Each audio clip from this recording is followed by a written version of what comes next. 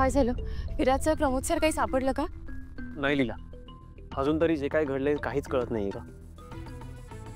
लीलाबाईनी, हा आपला food quality control टीमचा रिपोर्ट आहे. ही टीम आपलं सगळं रॉ मटेरियल चेक करते, त्याची क्वालिटी पडताळून पाहते आणि एकदा त्यांनी क्लिअरन्स दिला की आपण ते वापरायला देतो. ह्याचा अर्थ रॉ मटेरियलमध्ये काहीच भेसळ नाही. नाही. आणि आणखीन एक गोष्ट, लॅब रिपोर्टमध्ये असं आलंय की आपण पार्टीमध्ये जे काही फूड सर्व केलं त्यामध्ये पॉयझनस एलिमेंट होते. असं कसं शक्य आहे? असं बाहेरचं कोणी येऊन आपल्या पदार्थांमध्ये पॉयझनस पदार्थ मिक्स करतं आणि स्टाफला काहीच कळत नाही? विराज, अरे मी सगळ्या स्टाफची लिस्ट चेक केली आहे, नेहमीचा स्टाफ आहे. दादा, मी फुटेजेस सुद्धा चेक केले CCTV मध्ये.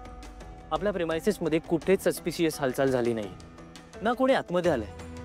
मग हे सगळं कसं काय झालं?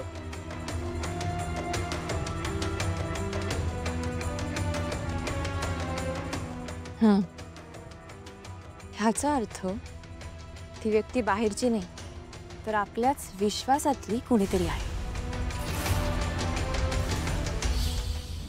नाही लीलाबाईंनी, तुम्ही हे असं खात्रीपूर्वक कसं काय सांगू शकता? हो, ईश्वर दादा, हे बघ, रॉ मटेरियलमध्ये कसली भेसळ नाही, बरोबर? आणि लॅब रिपोर्ट्स प्रमाणे सगळ्या पदार्थांमध्ये पॉयझनस एलिमेंट होता. पण रॉ मटेरियल त्यात तर काहीच भेसळ नाहीये. आणि सगळं जेवण आपल्या स्टाफने हॉटेलमध्येच बनवलंय, त्यामुळे बाहेरची कुठली तरी व्यक्ती येऊन काहीतरी करण्याचा प्रश्नच येत नाही. त्यामुळे मला असं वाटतंय की आपल्या स्टाफपैकीच कोणीतरी हे केलंय. लीलाचा मुद्दा करेक्ट आहे. विश्वा दादा, मला सांग, आपल्या किचनमध्ये CCTV कॅमेराज आहेत? हो आहे. त्यांचं फुटेज चेक कर. मला वाटतंय त्यात नक्की काहीतरी सापडेल. मी लगेच चेक करतो. आलो. आणि विराज सर, मला आपल्या स्टाफची लिस्ट देता? हां हां.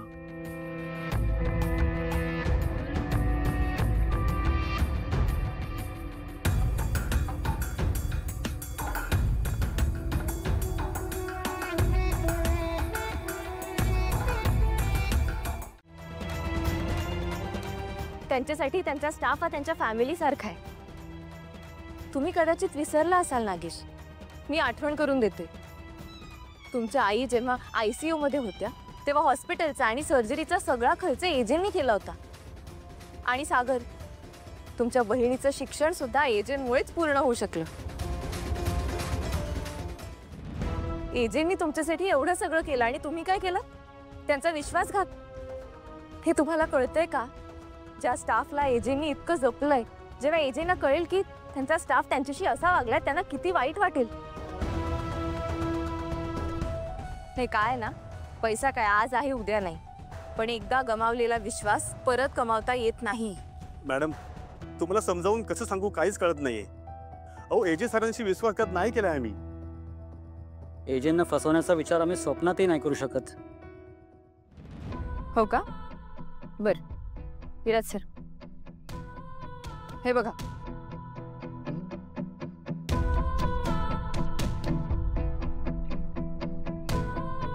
हे तुमचे बँक स्टेटमेंट्स आहेत.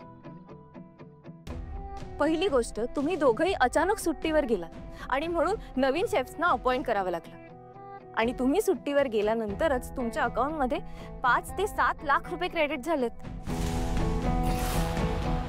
आणि तुमची सुट्ट्या घ्यायची कारणं सुद्धा सगळी खोटी होती. ह्यावर काय बोलायचं आता तुम्हाला? मॅडम, आमच्या अकाउंटवरती पैसे आले हे खरं आहे, पण त्यातला एकही रुपया आम्ही वापरला नाहीये. नाही, ते आम्ही चेक करूच, पण तुम्ही खोटे रिझन्स देऊन सुट्ट्या घेतल्या का? नाही, तुम्हाला माहिती आहे ना, बाबा कधीच कोणाला सुट्टीसाठी अडवत नाहीत. खोटं का बोललात? कारण गेले काही दिवस आम्हाला धमक्यांचे फोन येत होते, म्हणून जबरदस्ती आम्हाला सुट्टी घ्यावी लागली. एजंटच्या रेस्टॉरंटमधून नोकरी सोडा असं आम्हाला फोनवर सांगण्यात येत होतं वारंवार. त्यानंतर आमच्या अकाउंटला पैसे अचानक ट्रान्सफरसुद्धा झाले, परंतु आम्ही पैशाला बळी पडत नाही हे कळल्यावर त्यांनी आमच्या घरातल्यांना धमकी द्यायला सुरुवात केली.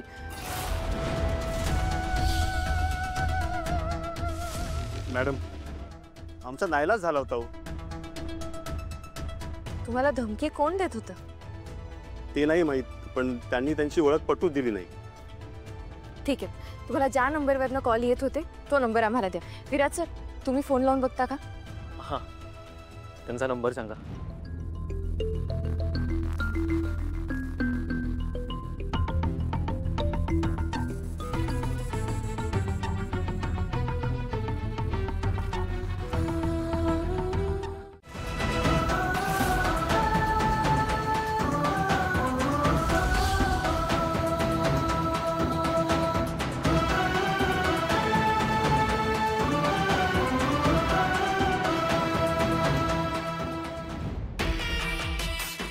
हा मॅक्स समोरून बोलत का नाहीये काही? काही गडबड नसेल ना?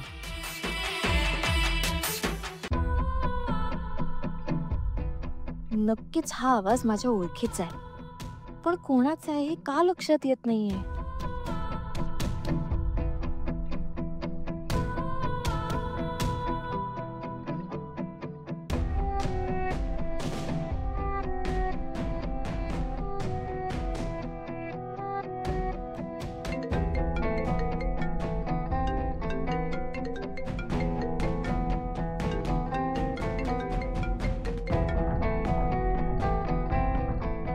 अहो काय झालं, मिळालेत का पैसे? तुम्ही ना आधी पैसे घ्यायला हवे होते. प्रामाणिकपणे काम करायचं आणि पैसे मिळणार नसतील तर काय उपयोग? आम्ही वाट पाहतोय, लवकर या घरी. हॅलो, सॉरी, मी लीला जहागीरदार बोलतेय.